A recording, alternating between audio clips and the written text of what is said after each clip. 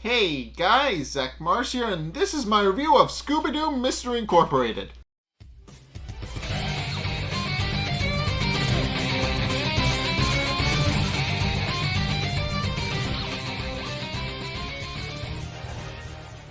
Okay, so this one is interesting in that we find out what the we kind of find out a little bit more about what the Planet Disc is able to do, and also, additionally, and according to that, the gang has to deal with an alien invasion type thing, which is kind of cool. But yeah, in case it actually does start with the whole Planet Disc thing, it starts off with the gang in their office underneath Crystal Cove Town Hall, and there, of course, and of course, Velma reveals that she's actually been trying to crack the mystery of the Planet Disc.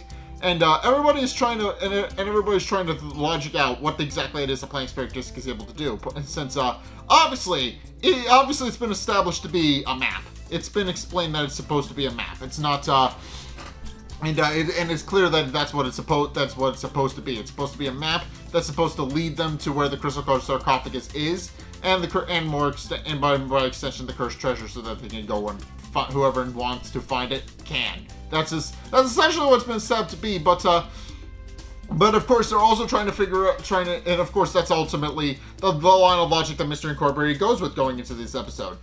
They believe that if they can crack the mystery of the Planet Disc, they can finally figure out where the cursed treasure actually is.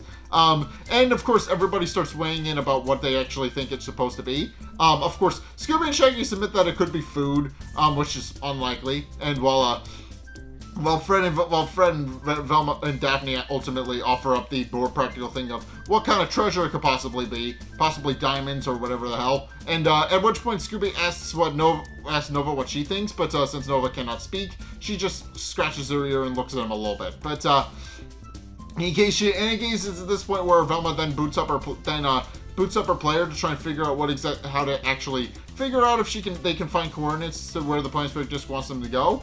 And of course it does wind up doing a thing. It winds up spinning around, it winds up going around in a circle, and all the pieces wind up spinning around, and eventually it winds up spitting out a name, Senor Primero Lave, which then just spits out a bunch of coordinates. And of course nobody's entirely sure what to make of it at first. And with Scooby and Shaggy wondering with Shaggy in particular, but Shaggy wonders what the weird number is supposed to be, and Fred accurately assumes it's coordinates, and points out that that'll be something that they'll absolutely have to investigate. And they're about to when suddenly Sheriff Stone barges in, telling them about there's a galactic invasion and that he needs their help.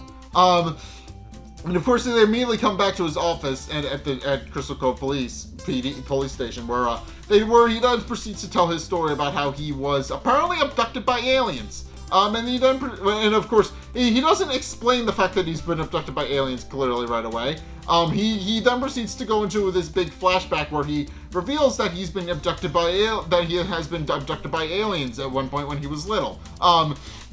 Like when he was very little and when his mom was out, he did what any normal, according to himself, he does whatever any normal 12-year-old would do, which is to root through his mom's drawer and also play games while she's gone.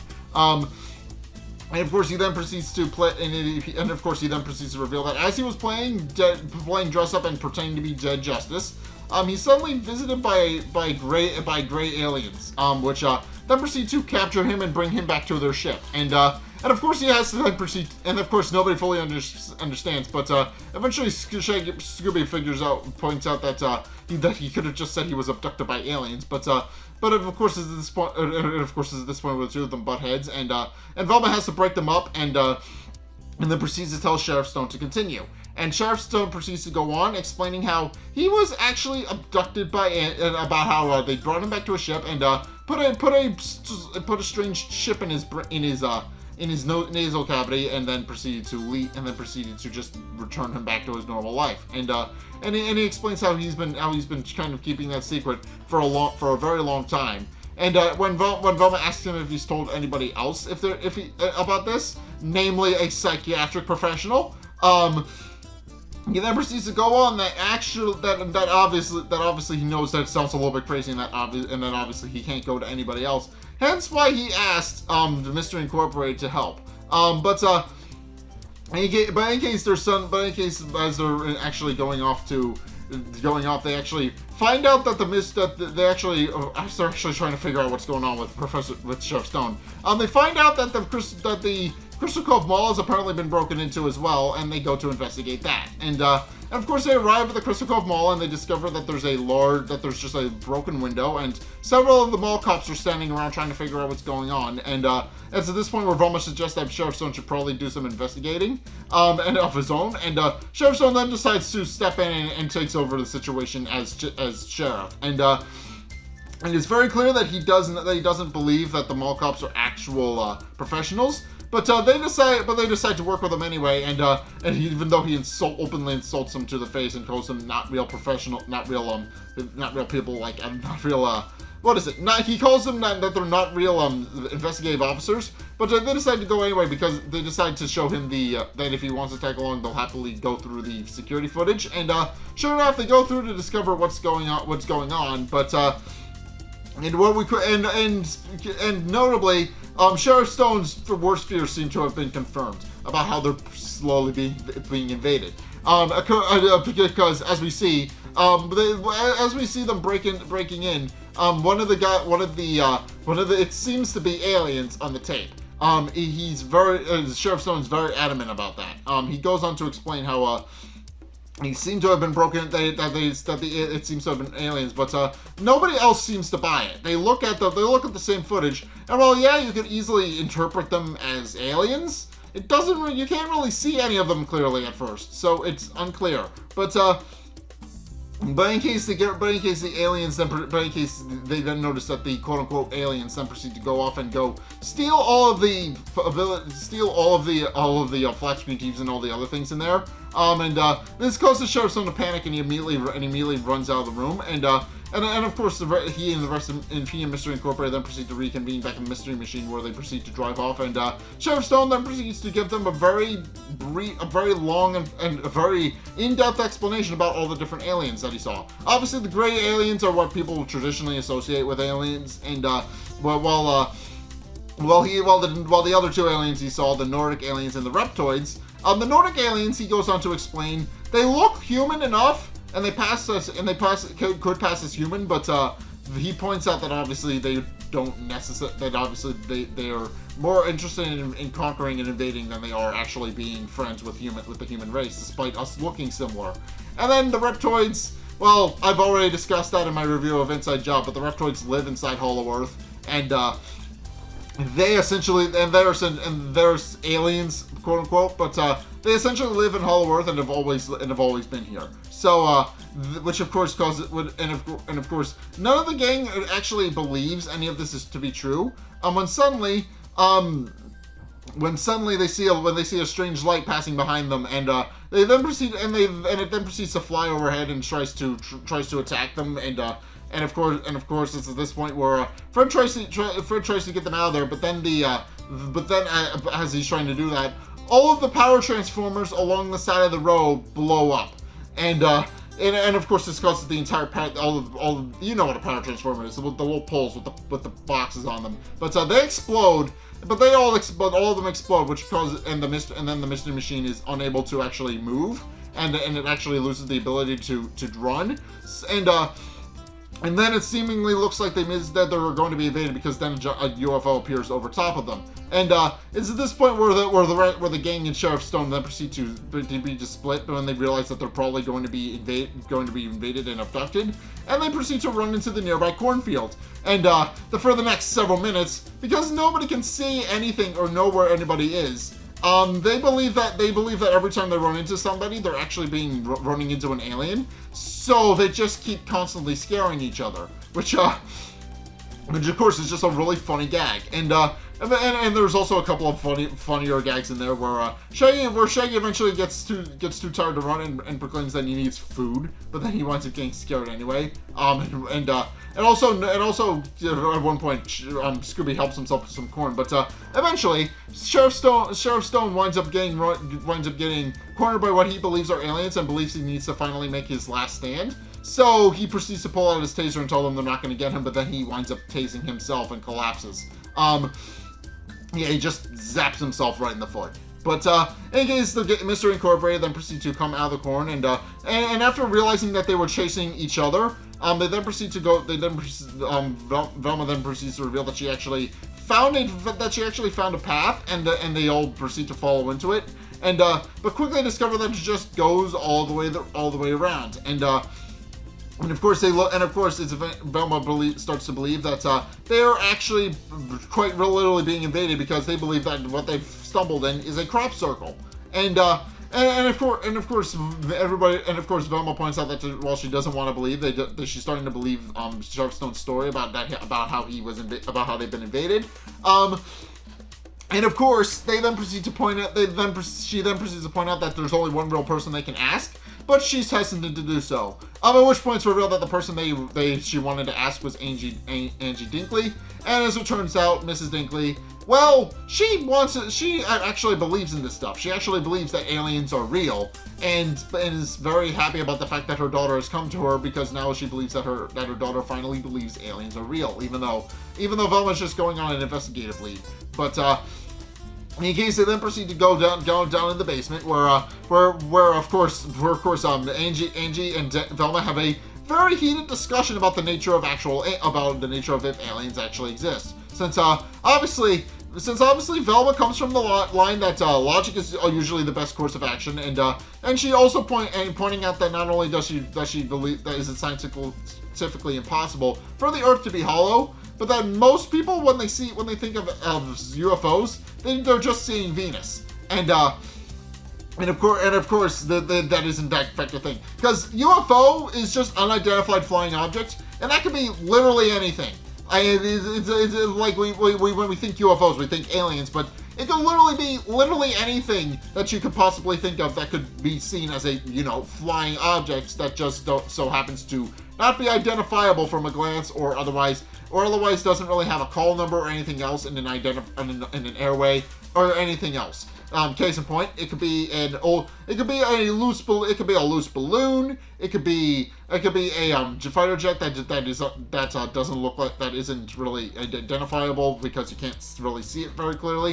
It could be anything. It could be literally anything flying at any point. That's literally the point I'm trying to make. But in case she then proceeds to ask Sheriff. She then proceeds to pull out after explaining all the different alien species and about how the government apparently has a thing to identify various aliens. She then proceeds to pull out a pocket watch, revealing that she was actually trained in hypnosis and actually knows how to actually bring out dormant memories to see if Sheriff Stone can ever recall anything else. And of course, is this one where she pulls it out, but in the process, she accidentally hypnotizes Shaggy and Scooby, which of course start flapping their arms and clucking like chickens when she accidentally suggests that they do that, and she notes that they're very susceptible to hypnosis and is curious as to why the aliens didn't pick them instead. But in any case, they proceed to go on to she then proceeds to go on to hypnotize Sheriff Stone, and shows Sheriff Stone to let out a deep breath, which he does, and his breath notably stinks, which causes Shaggy and Scooby to kind of recoil in disgust. And of course, it's at this point where he starts going on to explain how he proceeds to go on to explain how the aliens have actually come to him several times over the years. And he proceeds to go on to explain how he was actually abducted at one point as a grown adult, and reveals that the aliens trapped him in a tractor beam, pulled him into the ship, and replaced the little chip in his brain with a much bigger thing. And the only thing he really remembers other than that is that his brain will keep the plan safe, which which of course causes him to panic a little bit, because he starts to go into this whole hysterical thing where he believes what's actually going to happen to him is that the aliens are going to abduct him, steal his brain, and then proceed to extract the plants that they need from it, which of course causes him to panic a little bit. And it's at this point where the Mystery Incorporated then proceed to drop him, Daphne and Fred and Nova off at Fred's house, or rather at Daphne's house, and the decision is that Sheriff Stone, in an attempt to keep his brain safe, will actually be bunking with Fred in his guest room at Daphne's house, and of course they point out that. They're going to have a sleepover. They're going to keep everything safe, and they're just going to stay in the house, and be completely fine.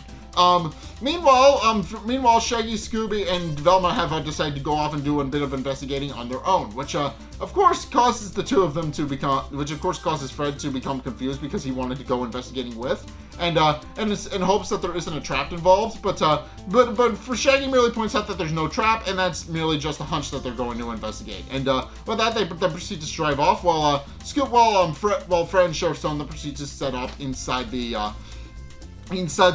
guest room.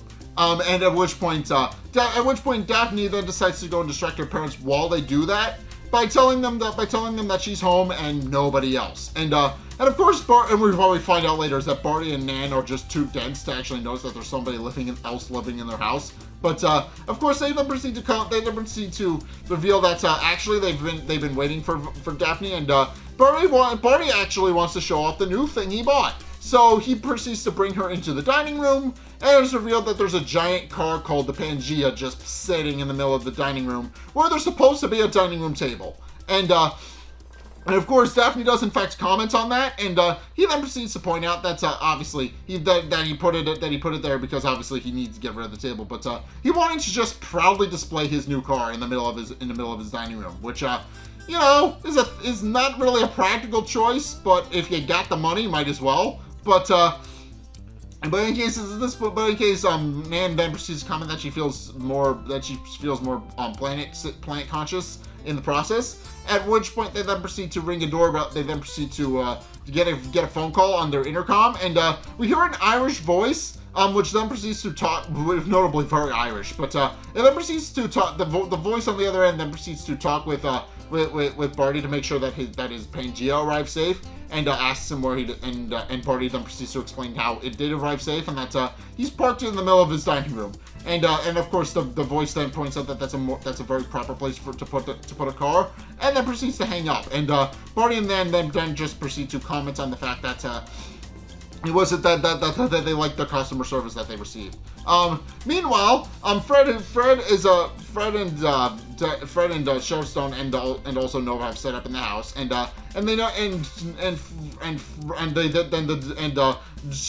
Sheriff Stone then notes that the dog seems very happy, and is a little bit envious of it, and it's at this point where the two of them have a bit of a conversation about love. And with Fred pointing out that he understands the first time he ever fell in love, and that it felt like Amazonian fish had laid eggs in his heart, which of course Sheriff Stone notes is a little bit gross, but Fred then points out that that's love, and that he knows that's exactly what he wants to feel, implying that he's talking about Daphne. But of course Sheriff Stone points out that he can return the sentiment, pointing out that he tried that, though he admits he tries very, very hard to actually make his relationship with Mayor Nettles work. Because as he points out, he just fakes his way through a lot of things because he doesn't really understand. He has a bad memory and has a hard time remembering things. So he works hard to make sure that he remembers all of Mayor Nell's favorite things. So like her, well, obviously her first name because he forgets at one point, but also that she likes her bacon cut up into little heart shapes like chocolates, and then tells Fred that they need to keep his brain safe. But Fred merely assures him that Mystery Incorporated will in fact keep his brain safe, and then they proceed to go off to sleep. Unaware that the reptoid has actually appeared in the room with them. And of course, also, I didn't mention this, but I just randomly thought of it. But the thing that prompts him to actually actually move into the house to keep away from the aliens, of course, is that the Nordic alien, while they're doing the hypnosis session with Angie Dinkley, the Nordic alien breaks in and steals the space kook suit and then leaves. So that causes Sheriff Stone to panic, and that's why they move into the house. But yeah, I feel like I should just mention that because it does one. I didn't really bring that up, but I feel like I should because that's when we first see the Nordic alien. But in any case, it's this point where Shaggy, Scooby, and Velma then proceed to go to the clam cabin, apparently investigating a lead there. And of course, what we find out is that apparently Sheriff Stone was there. He was rooting through the trash looking for clues, supposedly. Which notably in a bit of a haze. But and of course Skipper Shelton then proceeded to scare him off with his harpoon gun, and he then proceeded to leave with the hands full of rotten clams. And of course, while they're actually talking to Skipper Shelton, Scooby accidentally gets snapped up by lobsters, which of course he needs help with. But in any case, as they're doing that, they then proceed to go to the sheriff's station to actually go and investigate that. And sure enough, Scooby and Shaggy then proceed to smell the exact same smell that they smelled when Sheriff Stone made his exhale during his therapy session. And of course, they note that it isn't the exact same smell. So they start opening drawers. First, they find a drawer of pens, which isn't helpful. But then Velma opens another drawer, and they discover that it's actually full of day-old rotten clams, which of course is in fact the exact same smell that Shaggy remembers smelling. And of course, Velma points out that that's actually one half of the mystery. But then she turns around and notices that there's a wanted poster on the wall, and that's actually the other half of the mystery. Which of course what we find out is that it's for a group of thieves called the O'Flahertys, and which of course is a very Irish name. But she then concludes that is in fact the mystery that they need to solve, and they proceed to go back to Daphne's house. And meanwhile, the Reptoid has actually broken into the house, and after breaking it and after checking all of the rooms to make sure everybody is asleep, it then proceeds to go into the dining room and proceeds to steal Barty's Pangea car, and proceeds to drive out of the dining room with it, which of course wakes everybody up. And as I established, Barty is a little bit dense. Barty and Nan are a little bit dense here because obviously Fred and Sheriff Stone and Nova, they all also come to actually investigate what's going on with the car. And Barty doesn't realize that they're actually living in his house despite them standing literally right next to him. And it's at this point where Shaggy, Scooby, and Velma arrive in the Mystery Machine, tell the rest of the Mystery Incorporated and Sheriff Stone to get in, and they then proceed to give chase after the thieves. At which point Fred reveals that he actually rigged the Mystery Machine to fire several traps, and of course then proceeds to select something called road glue, which was very applicable, and then a net when the aliens are forced to flee, and they wind up getting trapped. At which point Velma walks up and proceeds to unmask all three of them, and reveals that they're actually Traveler O'Flaherty and his two kids. And of course nobody fully understands who they're talking about. Especially Sheriff Stone, even though Velma points out the very obvious problem in that there's a water poster on his wall for these three. He should know them. But, and of course, there's this point where Traveler O'Flaherty revealed that the reason why he's been stealing things dressed up as an alien. As he goes on to explain, when he was a little bit younger, he had to steal coal and other things to actually because his family couldn't afford them. He had to steal them so that his family could afford to heat itself. And at one point he broke into what is implied to be a leprechaun's house. But he breaks into a leprechaun's house, discovers a pot of gold while he's doing it, and discovers that he can steal more than just gold. And since he figured out that he's actually a pretty good thief in the process, he decides to actually start doing that. and then his kids wind up joining him in the family business because turns out they're a chip off the old block and they're pretty good thieves too.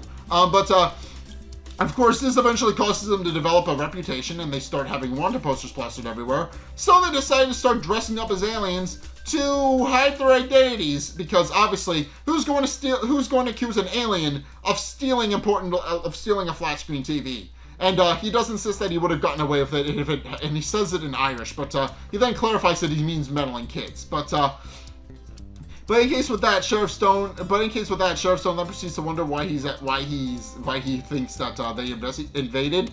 When Velma then proceeds to point out that all of the strange things that happened in association with the aliens have just been pure coincidence. As she proceeds to explain, too many people just had their air conditioning on, which is what caused all the transformers to explode, and that caused a feedback, an electromagnetic pulse that shut down the Mystery Machine's engine.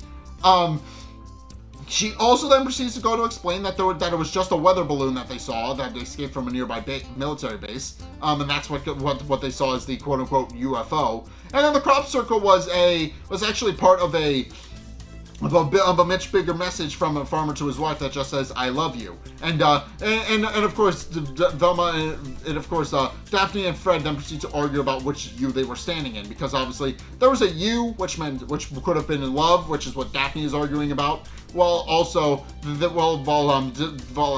Fred then proceeds to argue that they could have been in the O for you, which of course they do proceed to butt heads about a little bit, In any case, the explanation behind why Sheriff Stone believes he was being abducted by aliens over the years is because the rotten clams caused the hallucinations, which is what Shaggy wound up picking up on, and that's what they went to investigate. So, it was just rancid food that caused Sheriff Stone to think he was abducted by aliens, and that's really the story behind that. In any case, after realizing that there were no aliens, he then proceeds to finally bring the O'Flahertys to justice, and Sheriff Stone then proceeds to have them arrested, and then proceeds to bring them back to the Crystal Cove Police Department himself. At which point the gang then proceeds to get back in the Mystery Machine, and Fred reveals that he actually punched the coordinates into his from the Planet Spirit disc into his GPS, and then proceeds to actually go back to Gatorsburg, which I should mention is most likely now abandoned since it's only 3 residents were arrested. He brings them back, and they eventually arrive at the Gatorsburg Cemetery, which is revealed that the place that they're actually looking for is actually a headstone that just reads Senior Primero Lave, which Velma recognizes is actually just first key in Spanish, and at which point Shaggy points out that they're going to need to dig it up and volunteer Scooby for the work. Much to Scooby's chagrin, he doesn't want to, but he digs it up. He then proceeds to dig a tunnel down into the grave, and they then proceed to open the coffin to discover that there's actually not a body in it at all. And that the coffin is mostly empty, except for an old flintlock pistol, which of course they then proceed to wonder what exactly it is that the flintlock pistol has to do with the Planet Spirit disc. And Velma points out that she has no idea what it's for, but they are going to continue to investigate that and continue to look into the mystery. At which point they drive back to town hall to go back to their office, but quickly discover that the town hall has actually gone up in flames. And when they ask the fire people, when they ask the firefighters, the chief actually remarks that they have no idea what's actually happened that caused the fire, and that's a mystery. But they're lucky nobody was seriously hurt. And then Brad Charles and Judy Reeves show up in their stealth suits on top of one of the roofs nearby, and it's implied they're the ones that set the fire.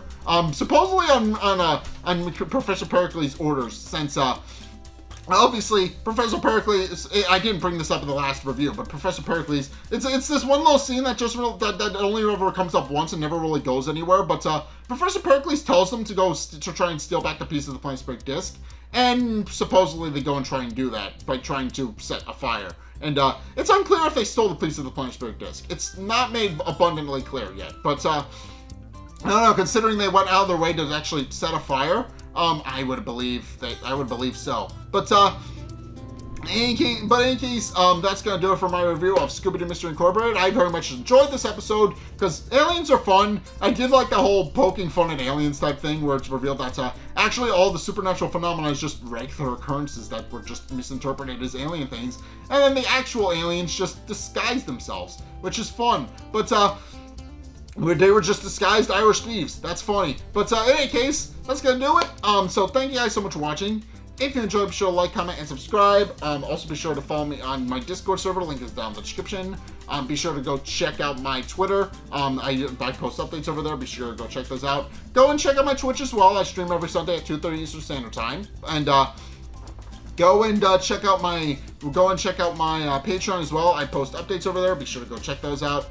And finally, if you want to see more content from me, then be sure to check out the videos linked in the end screen. The top video is the most recent video. It may or may not be this one. Whereas the bottom video is a video recommended to you based on what you've already seen from me. So if you want to try something new or see more of what you like, then be sure to check both of those videos out. But in any case, thank you guys so much for watching.